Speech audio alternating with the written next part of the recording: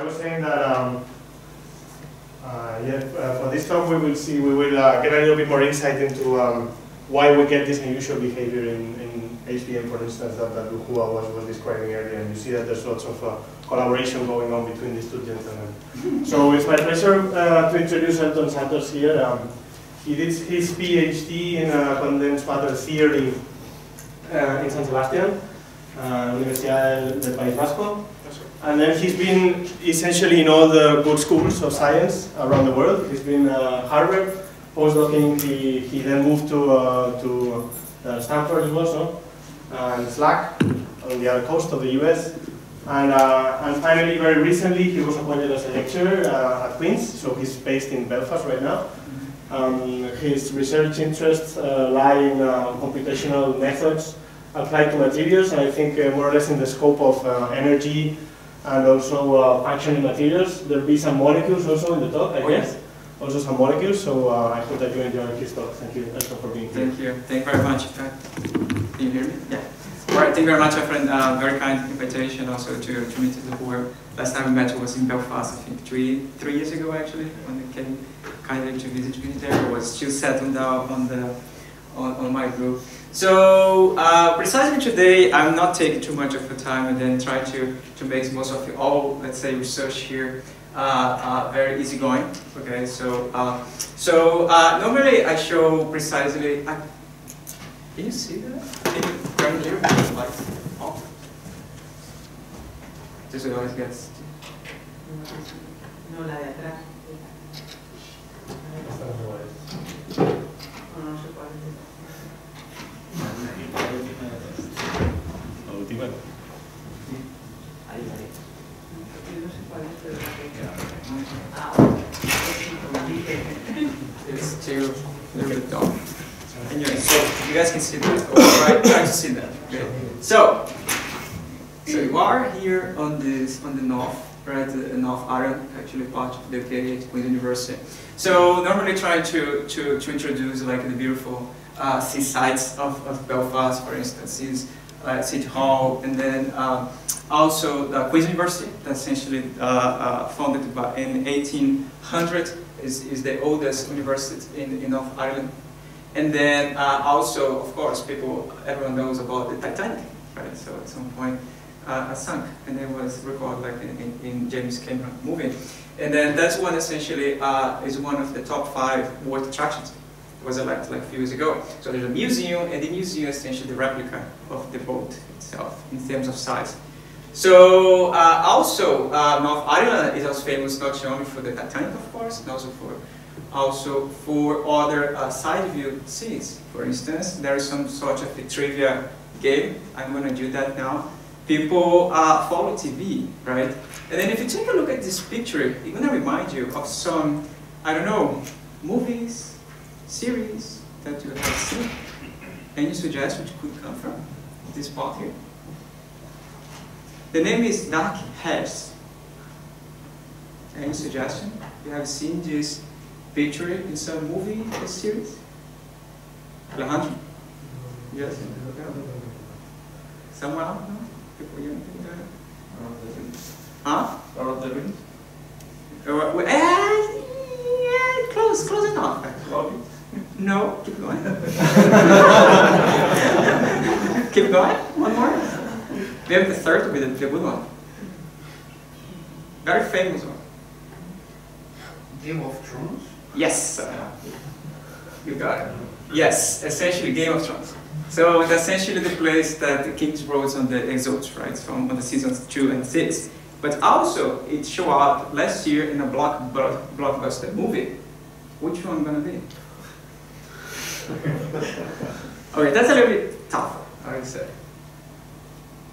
5 seconds. This involves like aliens come to Earth, and then they try to fight here, and then it's like a lot of action. Mark Wahlberg is one of the actors. It shot last year, blockbuster. It involves robots. Transformers. Yes. So essentially, the Dark Head is one of the sightseeing places that people use essentially to record the Transformers last night. right? So it became famous. So essentially it's easy to find, for instance, several actors, like in the city center. I found, for instance, several actors and actresses from Game of Thrones just by the shopping near home. Actually, my age, I found, what name of, I don't remember the name of that, but the big actor like in the Infinity War, actually, just, you know, what is that? I don't remember. In Game of Thrones. People in Game of Thrones don't know. Anyway, so that's a part of the culture. So then you go precisely on the science, okay? So, so my group essentially is to work on computational side of the materials, essentially using one of the quotation by Paul Dirac. Okay, said like in the 1929 that most of the physical laws are discovered, but then one of the main problems of physical laws is precisely how to solve the equations. Okay, because he believed at that time that they are much too complicated to be solved. There's a very, let's say, broad and deep analysis that you try to use in all research. So we are working, for instance, on the solution to those equations using efficient algorithms at different levels of theory, in this case quantum mechanics, or also use classical mechanics. But then we know that to solve these equations is fundamental to use different environments, supercomputers and also databases and also different environments. So one of the main outputs of, for instance, the synergy between solution for these algorithms and also environments, you can think in terms of understanding novel chemical phenomena, who can also, for instance, a computer guide material discovery, or can even have research-driven innovation. Okay, so essentially, like the slide I used to set the talk and now to give a perspective what you're going to talk about. But then the talk itself, we're going to start now. So we have the outline. So I'm going to talk a little bit about the in situ discovery of the single atom catalyst. Essentially, could catch one atom, perform chemical reactions, like on the nanoscale. And then we can try to essentially take a look at the probe-interval interactions. Essentially, the project that we've been working collaboratively with Luhua. Luhua will talk a little bit, and we're going to talk more on the theoretical side. And then we're going to talk about the molecules on top of different 2D materials, things on top of other things, as Jamie Hall used to say. And then you're going to talk about, if I have time, on the mechanical control of the vibrational properties. That's a general framework that I work with Columbia University. And then the perspective and the lectures. Okay, so before I talk about, I always like to show what's the status of the field in terms of, for instance, some fresh perspectives in terms of papers. So this is like a general graph, as you have, for instance, number of publications as a function of the publication here. Okay, so we know that since the discovery of the carbon nanotubes, for instance, in 1991 by Jim Betumi, essentially, there is a rise on the number of work on carbon nanotubes. You can see here on the green. But then we know that fluorine was discovered a little bit before that, and then the Nobel Prize was awarded here. Okay, and then if you look, essentially the amount of citations and amount of papers you have per year is relatively sort of average, actually. So it's like very keep steady. Okay. And then 2010, these two gentlemen, there was a Loving guy, there was awarded the Nobel Prize by the discovery of graphene. But then surprisingly, when you compare the rise of graphene, what is shown here in terms of these brown bars, and then the term that we use on energy materials, they follow a similar trend. Okay, so most of the research people are doing graphene now, they are applying that for energy materials. That's good, it's appealing, you can apply for grants, apply for proposals, you start to put graphene, you put energy materials, so that gives a different flavor. That's what the situation at the moment. So, but then you got this very high number, you have 1.5 papers per hour. Wow, so that means when we finish the talk, to start at 10:30, by Luhua and I think in less than 40 minutes. So we're going to have at least 2 papers, at least 3 papers actually to read. So you cannot cope with that, right? So you need to be selective. So we don't know where we're going at this moment. Could increase, could decrease. So The standard driving force that now people are using in the community, they start for dimensionality of taxi. So the good advantage of all these materials, they are in 2D.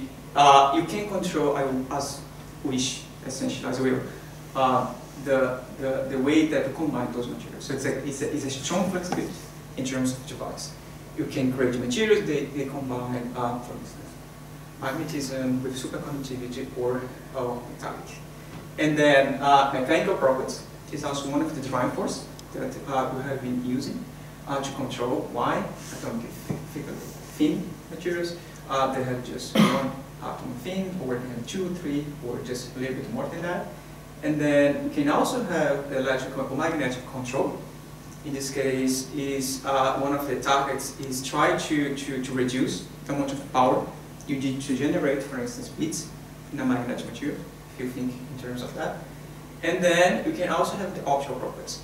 So the optical properties is one of the hallmark to characterize most of the properties of these 2D materials. It's simple directly, and then it could be time consuming, depends on the system you want to work on. But then it's important that it's a very established framework. Of course, we have to adapt that for the thin materials you are looking. Okay. So over the talk, I'm going to talk on the dimensionality of taxi and also mechanical. So all the new stuff I have been working on magnetism with Efren and also Lugo. I'm going to skip that. Okay. We're not talking about old stuff. I'm sorry people have seen this talk before, so I have to wait a few weeks more until we get all the new stuff published.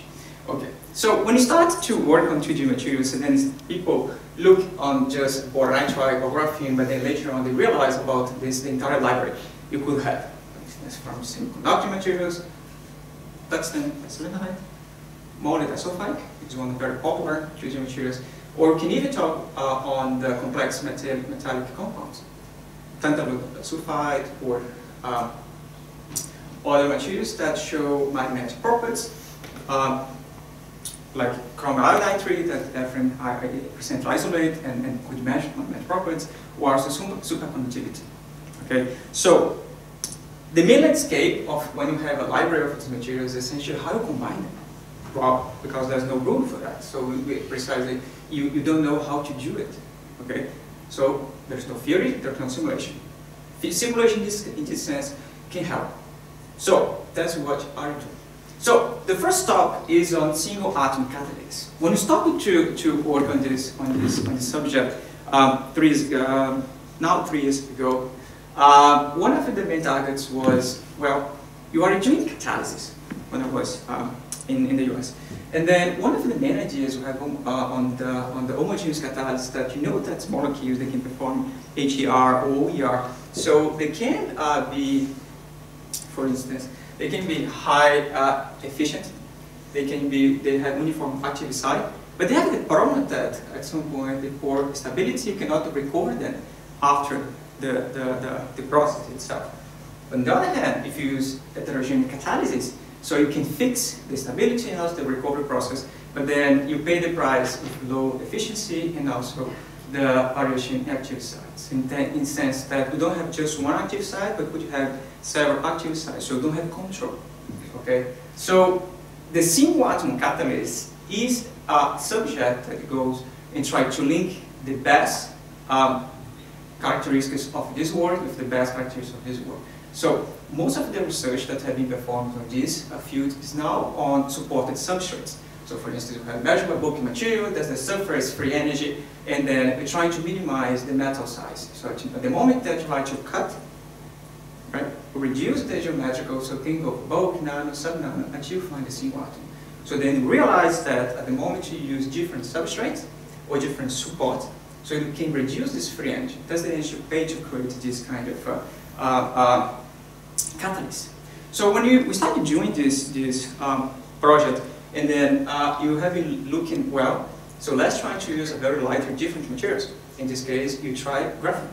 So one of the ideas was try to dope graphene with different metals. In this case, we try platinum. We could also use gold. Okay. And one of the main ideas was, well, once we have an active site, so we can put molecules on top, and then you can see whether these molecules could react or not with active site. one of the main advantages that these defects, for instance, in terms of gold, they're very stable. It just stay there. It's not like vacancies, they are moving around. But then they also form a strong covalent bond. They are relatively easy to produce. So that was the initial targets, and then we started to work on that when we started in 2012, 2013. And then, of course, we need samples. And then for that, we started a collaboration with a graphene, essentially in San Sebastian. It was, at that time, was a very small startup. Now they upgrade, so now they're a middle-sized company, and then they are experts in the production of graphene and also on different substrates, grid, and then on different copper, and then also they could ship the samples to us. So at that time at Cambridge, and then they shipped the samples to us. We did 10. So then this part is important to mention the collaboration you had with Professor Bob Westerfeld in physics in Harvard, and also Jim System groups in the molecular formula. So essentially send the samples to us in Harvard to prepare the samples, and then ship that to Jim, and Jim essentially work on the image. So on the 10, when you see like the sample, the graphene essentials, they're beautiful actually. So we can see like all the hexagons. The hexagons are very nice, optimized, and then also we observe some patch of contamination. Okay, so we can clean up this contamination, just scanning. Okay, the chip is very hard, but you can do that. But then at some point you also realize that, well, there are some bright spots that you could mark here. And then, for instance, this point here. But after a while, those bright spots start to grow up. Like you start to get bigger, bigger, bigger, bigger, bigger. Like a pore. Okay? So, what's going on? What happened? Don't know. Well, the first thing is, what question is like, what kind of impurity you have? Is it metal? Is it oxygen? Well, the graphene here is essentially on top of the silicon dioxide. So one of the issues, well, maybe oxygen is just edging off the graphene itself. But then, when you do the E's, that's what surprised, that the oxygen is not there. Just too light to be close to the pore, but the silicon show up. Okay, so that's the signature of silicon from the E's. And then no heavier elements, for instance, iron, gold, copper. So they got very surprised at that, and at some point I started to record what this impurity that we call chiseling. I'm gonna tell you why. So that's the in situ record of the process on the single atom catalyst when you observe that just one impurity is there. In this case, I have silicon here, just trapped under vacancy, and at some point, all the silicon is also diffusing over the surface, and then they start to get on the same pore. And then it starts to edging off. Okay, so I can play that again, get more details on this. With just one impurity, and then the impurity starts to move around, hop on, hop off, and then all the impurity get trapped, and they started to edging off. Okay, so if you imagine like in the 70s or the 80s, people play video games, they're gonna remind about the Pac-Man. Right? So the Pac-Man, you just try to eat everything you have, right? So essentially you can see like it's atomic Pac-Man. In this case, for graphene. So, if you think well, you can also follow the dynamics over the time. For instance, you start like 6 angstroms, it's a very small pore, and then 9, 12, or even 20. You can stop the chemical reaction at the moment you close the beam. Okay. So in this case, you can imagine the silicon, in this case as a chisel, and you have the electron beam as a hammer.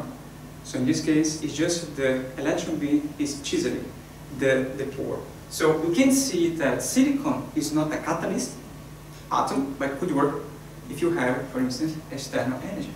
So when you see this approach to create this kind of very, like nanopores, and then you could remember in 2011, 2012 was one of the first papers that people tried to use graphene to decode the DNA. But then one of the main problems they had at that time, the pore they created was not too small. So they couldn't have like a pore like 21 angstrons. And then also the selectivity for the fabrication of clip edge or ribbon devices is at that time was not that controlled. So that's one of the techniques you have used it to do so, but it's now controlling the impurity. Okay. So what's behind this? So people have like a more chemical, physical intuition. So it looks good, but then what's the main mechanism behind it? Okay, so we call this mechanism discovered like a bond weakening mechanism. So imagine now you have just the silicon on top, and you're in the purple atom, just silicon, the base of plane. Okay? And then if you look essentially what the charge density is doing nearby the atoms and nearby the silicon itself, you can have a charge rearrangement of the bond. Okay? So you can see that much clearly here if you have like an edge. So in this case, most of the bonds, for instance, that's the silicon, that's the bind side.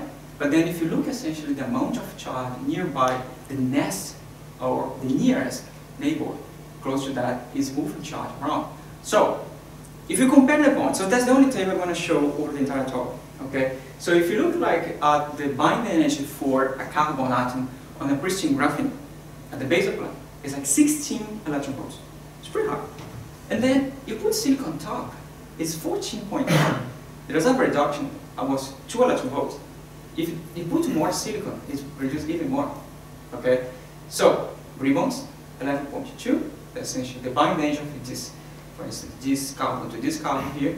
But then if you put silicon on top, it's reduced. Okay? So in this case, once you put silicon there, it will reduce the bind energy for the next carbon atom nearby of the anchor site. You can also think in terms of the cross-section. That's a cross-section at 8 keV for graphene, so 10 to the minus 5. But the moment you put graphene on top, it goes 4 orders of magnitude higher. So essentially, it increases the cross-section. So it focuses the beam precisely at the bond you want to break. So it's the ultimate tool to break bonds, in this case. You are selecting what type you want to do that. So that's essentially one of the equations you use. And then you have to run the simulations for longer time at different kinetic energy, yet different situations until you have the cut for the initial electron energy you found. So that's the numbers you got. Okay. So we can also follow the dynamics over the time for this process, as you can see here. So initially, let me just sort things out. So green one is what the positions of the silicon at each snapshot you are recording on the movies. And you can see like it's pretty random. Well, it looks like pretty random. So it goes here, go there, step down, come back, come down, until it goes here. Okay? So, but then you can see that the size of the pore just keep growing, growing. That's essentially this white part here of blue. So surprisingly, the edging of the carbon pore is precisely linear. So essentially, the silicon does an incredibly good job just removing the atoms in a linear way. And the other thing is more selective. I don't know if you can, yeah, we cannot see here because it's too dark, but then it selects just the zigzag direction. So it can cut on armature and zigzag along with the graphene, but prefer energetically to go just along with zigzag. Okay? So in this case, it's selective. We know that graphene has a constant, right? Has a brother here, very close as boron nitride, who has been talking about it. And then it has similar electron, geometric structure, completely different electronic structure in this case, and there's still hexagonal. You have a different symmetry between boron and nitrogen atoms, but then if you look at the movies that Professor Alexander sent to us, I'd like you to keep your eye, you can see that around this part here, that's all the way that this triangle is going to grow here. So you can see like the entire, just too dark to see, you can see like most of the atoms just keep moving and then disappearing. So in this case, it's not silicon, but it's iron. And the iron comes from the fabrication process. So it's not only silicon can play as a single atom catalyst, but iron in this case. But that's more common, right? So now there is a trend that whether it's universal or that's completely different. So before I continue, there is a question at this point. We're going to move to the subject. Okay, so let me keep going. So the next subject is precisely on the probe interlink interactions on break-strain experiment. That's it. That's what the project I'm going to show that collaboration with Luhu. So, so what happened like when we started this project in 2016? Could be right? End of 2016. And then that's one of the well-established experiments when you have boron nitride. I'm sorry, in this case it was graphene. And then people in Columbia in 2008, they started looking what happened with the strength of this material when you put the graphene on top of the FM grid, and then they started to probe.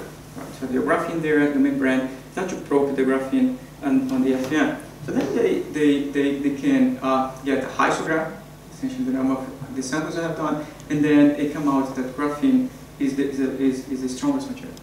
Okay, so like these huge Younger modulus around a terapascal. Okay, so it's a very established for monolayer. So there's one of the simulations that showed that if you look on the way that we try to simulate the tip, just a sphere of a metal. In this case, could be C, or could be a metal, could be other element. Just get closer and closer to the material. Okay, so here you have your membrane. Okay? Just get closer and closer. The membrane is vibrating because of the thermal fluctuations, and then and at some point you get touch. So you can see what happened, for instance, from the camera, from the top view. It's essentially it's trying to some of the point debris is quite a bit, but they break it systematically.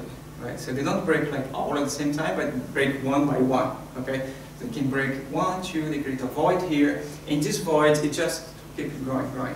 So here is already broken, but you keep seeing that graphene resists a lot of pressure.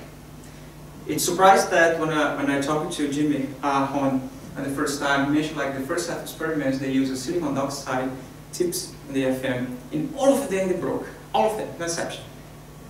Is graphene so strong? That's before you got this number here. So they had to change the tip for diamond.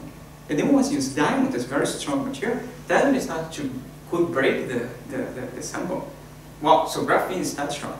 But then as Luhua mentioned his talk, and then also was collaboration with Luhua and also Jans and also Roth and now in Korea. So using the same setup, I mean, Luhua showed all these beautiful results you have. So the main target was to understand why, in terms of on graphene, the variations of the break strength they change so dramatically from 1 layer up to 8 layers. But in the case of boron nitride, it doesn't follow. It's very constant, very static. Okay, so we also see the same kind of trend on the young models, and then it's remarkably different, the mechanical properties between graphene and boron nitride. So when we started doing, so then that was a collaboration between our group and also Crippen, Texas. So they sent to us the multi-scale analysis where there was finite elements, and they can use, for instance, the calibration of the tip they have, the radius over the membrane, okay? And then they can have a pretty accurate description what the forces or the strength and the pressure nearby the point that the tip is just nearby the membrane. Okay, so these are, for instance, the values of the distance relative to the break point and to move over. So you note that's very localized, a very small region here, very small radius. So at the moment you have the pressure at these both sides, you can also extract the strength. So I have this for graphene and also for boron nitride. Okay, so and then you have 4 different positions, at least we try to understand, for graphene and pressure. But then for graphene and then also for other materials, there was some discussions in the literature whether when applied, you have the layers like this position, and then you apply the pressure and see what happens. So they start just to get stuck and they break, or they start to slide over, one on top of the other. So by that time, that's essentially I had a lot of discussions with Luhu and visitors. It was not clear at that time. It was not, there was a debate in the literature. People don't know whether graphene would slide over before break or just break. Okay, and then what happened with boron nitride? So then for that, then you had to do simulations. Then you have to go beyond what you initially do on Van der Waals. You have to choose the RPA, use a many-byte approach, and then this is the results you have for boron nitride on this line edge. So in this line edge, you are moving the layer from one position to the other. Okay, here is just a very simplistic direction, but you have also other configuration where the layers just go along with armature, zigzag, or different angles. Okay, So what happened is, when I have boronitride bilayer, zero pressure, it just increase a little bit the barrier from one configuration to the other. You can think in terms of this energy per unit cell as the barrier to move one layer to another position. Okay? Clear. Fine. So at the moment you apply pressure, the pressure comes from the perpendicular, okay, hydrostatic pressure, and then the water is lighting the layer with the pressure applied. Okay? So you increase the barrier. Okay? And then you keep going with the same pressures and strength you got from the finite element analysis. So then it keeps going usually. Okay? And at some point it goes on top of that. So that's the height. So boronitride doesn't like to move around. Essentially gets stuck. That's it. Interesting. Well, you can think in terms of the boron and nitrogen bonds. That's a very polar bond. It's completely different than to have a graphene. But then what happens with graphene? Essentially that a friend is asking himself about it. Okay, so what happens with graphene is different. Because you have like a similar strength, 72% is zero pressure. Okay? And then you have like a very small barrier over there, the black one. But the moment you apply pressure in between the layers, so what happens is instead being a barrier, it's a downhill energy. You have some oscillations. We discovered that there are several metastable positions, but then for the layers, but then at the moment you apply more pressure, it's completely downhill. Meaning that the layers, they love to slide on top of each other. You can think when it's dry, it's slippery, okay? And then it saturates. So if you apply more pressure and you apply more strength, it just keeps going the same way. So this, for instance, the shoulder you have here is precise. There are metastable points over the sliding path, in this case, that the pressure is stabilized. I have similar plots without pressure, and they still show similar trends. Okay? You haven't tried to do that also for other directions, it always happens the same. So in this case, we have a guess for superlubricity state in graphene. That's nowadays what the people study. And yesterday actually I've been talking about to try to explore all the variations, and then it's kind of you have a brilliant idea and say, well, I'm sorry, that was done 2 weeks ago. Someone published Nature Materials. Okay, so let's move over to completely different. And then people saw that, and then they also saw that in this case, boronitride with the new results that the Luba measured. That's a big comparison for the young modulus for the strength is there. Okay, so it's between diamond, cubic boronitride, and boronitride nanotubes. So essentially, that's like the piece of the shaft we have now on the strongest thinnest insulator for that. So then I was trying to promote this material, and then people get very excited about it, and then they come to talk to me, and then they came to my office, and then I was talking to them. Well, what kind of applications you can think of, right? So we have like materials very thin, but it's also very strong. And then I said, well, we can do like several things. We can measure that. All the materials can measure that with like ink, and maybe we can use a scratch-proof paint card. That's it. They take everything that I said, that's for nothing, but take like scratch-proof paint card. No, that's the way we're gonna sell this store. I said, what? Yeah, we could be used, but I'm not saying gonna be used. Doesn't matter. You're just one angle. And then when it is public, anyway, I got like, I don't know, 50 calls from different places. And then at some point, I had to go to BBC, and they interviewed me. It was the first time, so it was like a very nice experience, but then it was sort of, I would say, weird. But then the guy asked me about the scratch-proof paint card, but then I was trying to give more flavor for all research, right? But then, no, they want that thing. I said, okay, anyway. Fine, okay, that was the fun. Do you have any questions for the second part? Or move over to the vulnerable data structures? No, it's clear. Good? No question. Okay, so epitaxis. So epitaxis is something very important. We know, like in the past, that people try to create interfaces. That's the kind of interface that determines all the chemical and the device properties you think of, because you can create Dynamical bonds.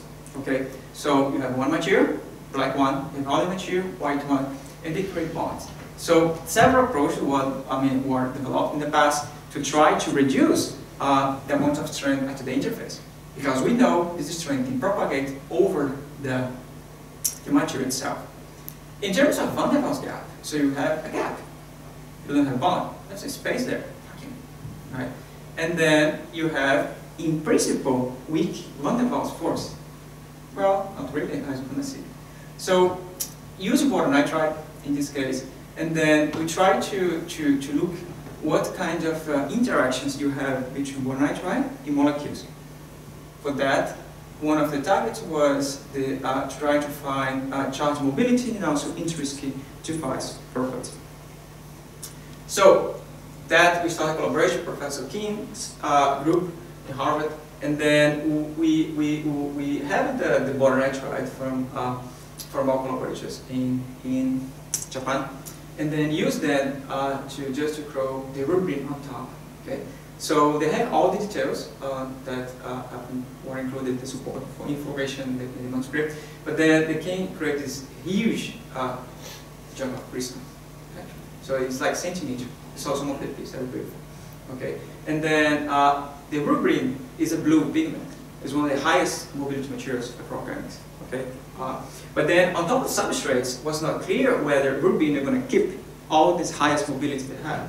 Okay, so then we started doing the SAID, essential lateral diffraction, on water nitride, and then the rubrine on top, and then you discover that you have the lights of the water nitride. Here's the green one. But then when you put the rubrine on top, so they start to observe that in this case there is a misalignment between the lights of the rubrine with the lights of the water nitride. It just rotates a little bit. So it follows the taxi, but it rotates in this case for very small angles. Well, why is that? So one, because it's the entire crystal. It's not only the interface, but the entire crystal as the interface, it just rotates on top. So is that van der Waals forces are really weak that keep the crystals not in the same way, or they're strong enough to do so? So when you do the simulations, they were very simple to do, and then they're just large one because HMOS had several layers of the rubrine. So you compare directly in the simulations you have done without van der Waals in the simulation with van der Waals. So you observe that the experiments are around close 5.8 degrees is alignment between the rubrine and water nitride, but then that's precisely that what van der Waals force give to us. So then when you measure the mobility, that's when you have one of the highest numbers on the literature. Okay, so that's like 11.5 centimeters square volts. So by the time we published this paper in 2014, that was world record. Okay, in terms of organic crystal on top of substrate. There are other, for instance, systems that rubrine show, for instance, 15, but then was on single crystals on top of different substrates.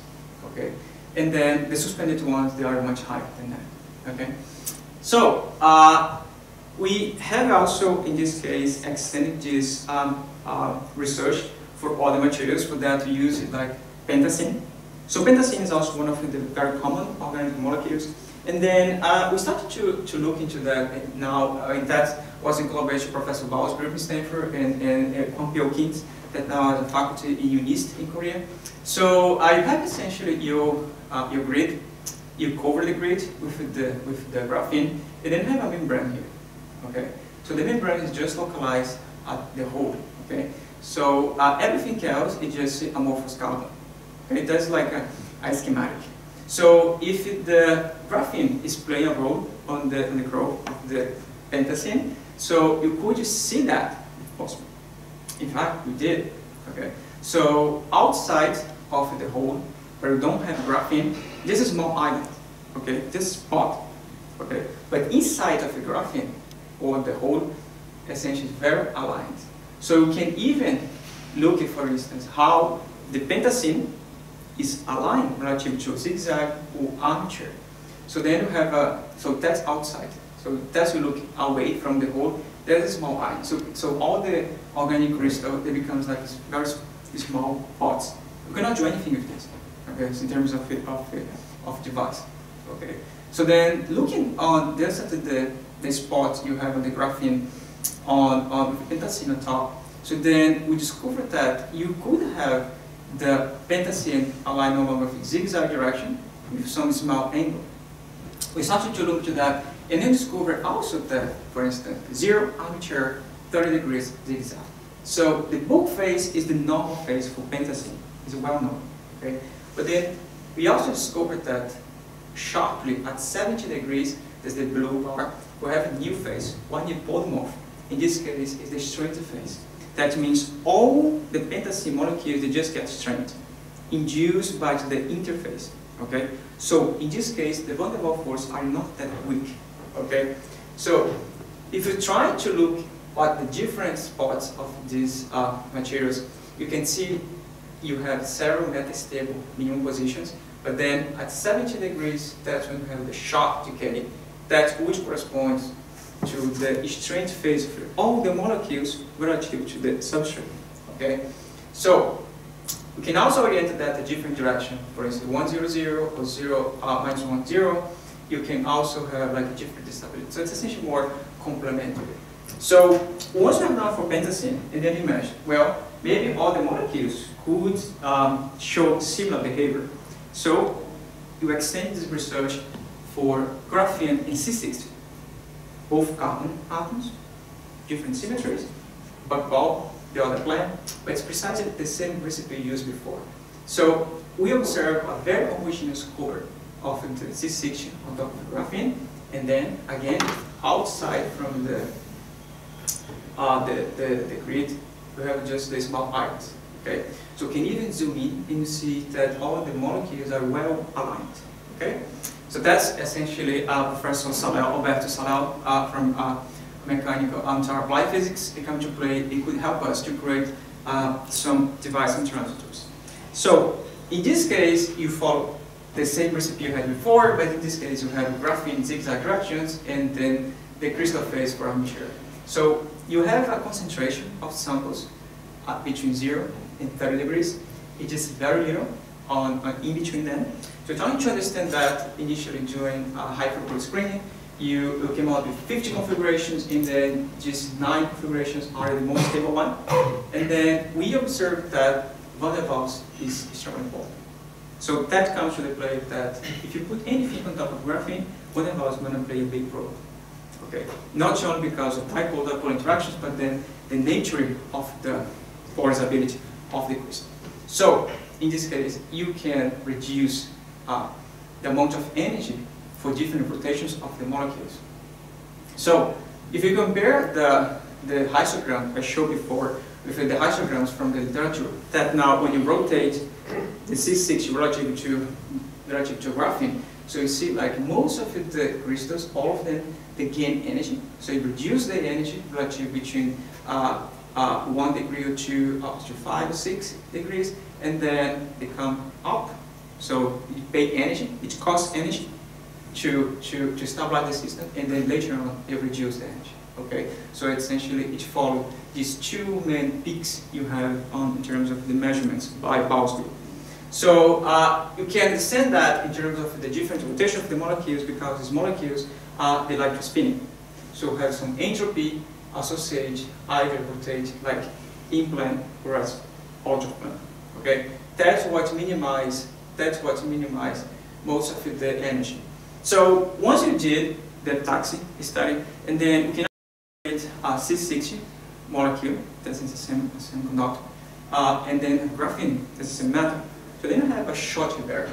Okay, so the Schottky barrier will be measured, and it can even fit all model, essentially all the solid line, with a very simple Schottky model, and then you can capture most of the variations to have the Schottky barrier as a function of the voltage. Okay, so then you have a vertical transistor. Okay, so what else? We have new members of this family. In this case, you have C6 on top of boron nitride. So the mobility itself is not that high. Okay, some are around, in this case, 2.5. But then you could also create, for instance, interface between C60 and also tungsten diselenide. So in this case, that was performed in collaboration with UAM's group and QC group in R1 in Arizona State University. Okay, so you can deposit the C60 on top. And the new thing in this case that C60 is monolayer. Okay, so we have a monolayer C60 on top of tungsten diselenide. Okay, so with that, I'd like just to conclude. I show all the people involved, who are and also Jens from Deakin University. That I'm very glad that I keep working on all this project and also come more and more to our plate. I mean, we have more things to discuss and even more push forward our investigation. And then I have also to thank people like for the money, of course, because I have to do that. They fund us, the SRC, and also the Department for Economy, and also people that generously gave computational resources for us, the Archer, and also UKCP. With that, I'd like just to thank you for your attention. If you have any questions.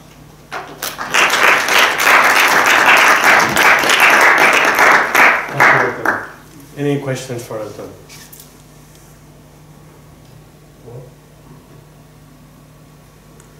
Okay, so I have one myself here. So I'm wondering, you studied this rubrine and pentacene and all these organic crystals that at some point exhibited superconductivity, also in some correlated phases at the lowest temperatures.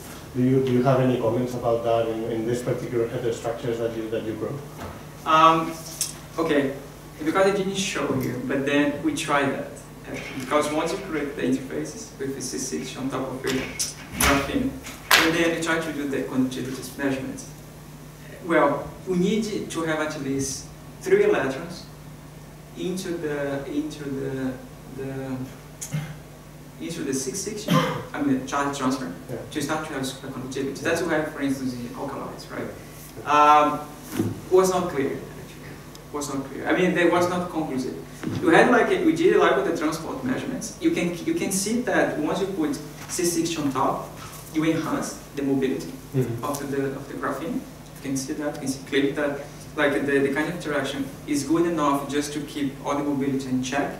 But then the superconductivity phase is something that we could explore. The main problem is how to fabricate the samples. There was a different research I didn't include that was with Alexander in Berkeley, and then he and also his former postdoc that's now in California State University in LA. So they measured everything. They also observed the different orientation, and then the transport measurements, they were not conclusive. But they were precisely looking for superconductivity.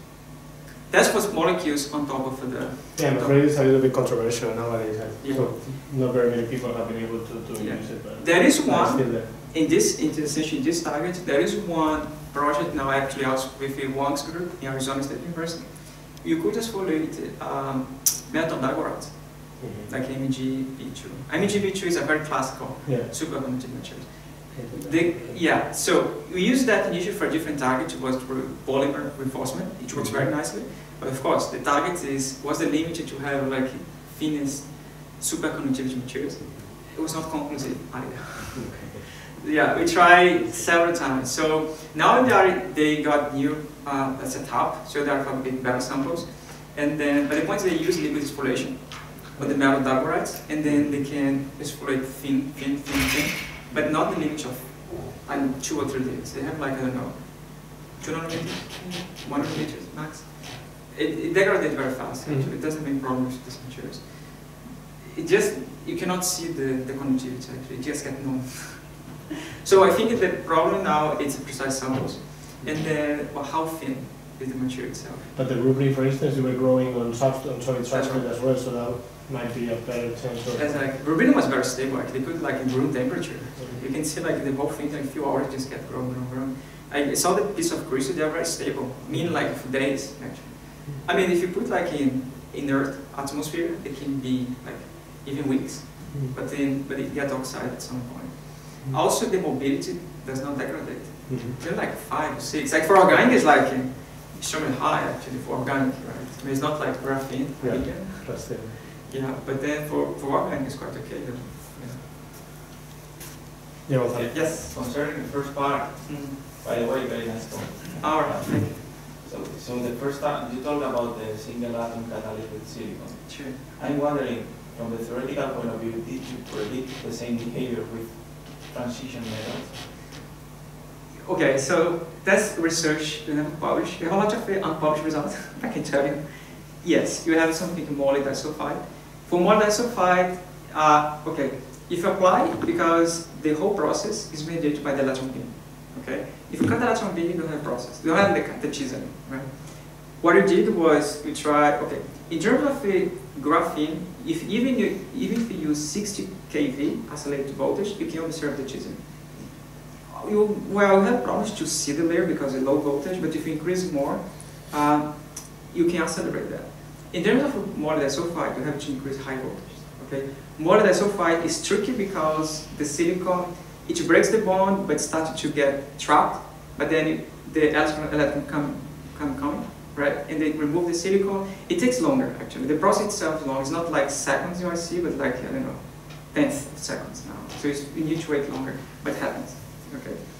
The other problem with molybdenite sulfide is most of these molybdenite sulfides, they come with metal, like directly from the fabrication process. For instance, renew or for instance, iron, like intercalated. Mm-hmm. So then when the iron they come out, they affect the process itself.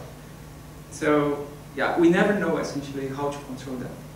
Yeah, no, because I see the big problem is that in the synthesis of most of these materials, you use silicon glass or that's right. heating. Mm-hmm. So in the end, you have always some ppms of silicon in the final product. That's right. Right. That means that your material will not be exactly the same with time. Yeah. If you submit the material to energy coming from. That's right. Temperature. Because that shows like the intrinsically that the graphene under the electron beam is not stable. Because if you have any impurity, like in general, the whole message is since you have any impurity, it starts to add graphene. So graphene is good for several applications, but then if you put like under the electron beam, it could be bad. 60 electron volts is okay. Yeah, exactly. Yes. But at some point, remember people try in NASA, they try to put like on the spaceship and they try to protect it. It doesn't work. They're going to have a much higher energy. Just burn it. Don't use it.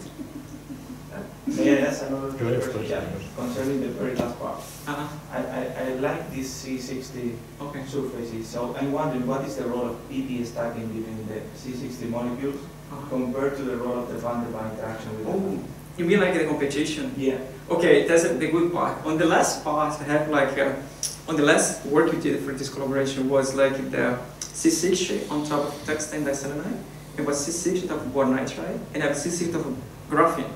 Okay, so if you think well, you have like graphene is the same metal. It's a metal actually, because it's not precisely direct point, because most of the time it just, the Fermi level is away from the direct point, right? So it's more charged, so it's bind more, right? So it's more bind energy. So it's more, in this case, it's more, I would say, fixed, okay? In terms of boron nitride, I mean, the interaction is, believe it or not, is not that different than graphene. Okay, it's a little bit smaller, but it's not that small. And if we tungsten diselenide, what happens now, the molecules, they start to compete with each other. That's essentially what you asked me. So what happened is, on the C60 on top of tungsten diselenide, we observed something completely unexpected. That was different superlattice of the molecule on top of the tungsten diselenide. So what happened is, like every other site, the molecules, they present the same configuration. So you see one molecule? No? The same molecule, like the same pattern of this molecule repeated. It is a superlattice over micrometers. So how you can understand that? Okay, what happened is like the molecules itself align themselves for some orbitals. Those orbitals, they create some, I mean, if you check in terms of magnetism, some sort of super exchange. Okay, you have one orbital aligned with the other, and they create an open channel for the electron. So it's just because I didn't include here, but I think I have the paper. I can show you later. What happened, like, there's a huge mobility of the C6 on top of the tungsten diselenide. That was the first experiment and also field you did for that, but then of course there are a lot of possibilities moving in that direction, okay? Because once you have an open channel for the electron, just like the transport through the molecule, so essentially just ballistic, okay? Of course, the problem is precisely what's the top limit of the C6 mobility. Mm-hmm. That's the main problem. But in this case, the tungsten diselenide, I think it's sort of very ideal substrate. The other thing you observe for C6 on tungsten diselenide, it's completely monolayer. Like for boron nitride and for graphene, it's like a junk of material. Tungsten diselenide is monolayer C6. Yeah, so it was like very thin. It was like precisely just one molecule covering the surface, and that spread around the text in the sky. Yeah. All right. Okay, are there any other questions? Yeah, let's go for lunch then. Thank you, Elton. Thank you for coming. Thank you very much.